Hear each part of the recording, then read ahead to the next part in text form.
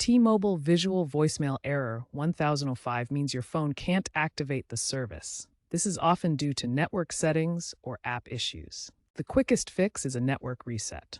On iPhones running iOS 17 or later, go to Settings, then General, then Reset, and select Reset Network Settings. On Android devices, go to Settings, then System, then Reset Options, and select Reset Wi-Fi, Mobile, and Bluetooth. This clears connection data without deleting your files.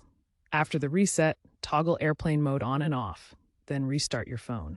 This often resolves the issue by refreshing the connection to T-Mobile's servers.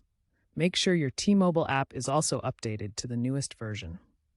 If a network reset doesn't resolve Error 1005, try these advanced troubleshooting steps. First, reinstall the Visual Voicemail app to clear any corrupted data. Next, check for carrier settings updates in Settings General About on iOS or Settings Network and Internet SIM status on Android. Ensure your APN settings are configured correctly, as misconfigurations can cause this error. If bloatware conflicts are suspected, especially on Android, perform a factory reset after backing up your data. To prevent Error 1005 in the future, keep your phone's firmware updated regularly.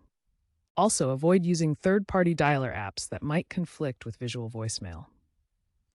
Looking ahead, AI-integrated voicemail services will improve transcription accuracy and reduce setup errors. Additionally, 5G advanced networks will provide more stable connections, minimizing these issues.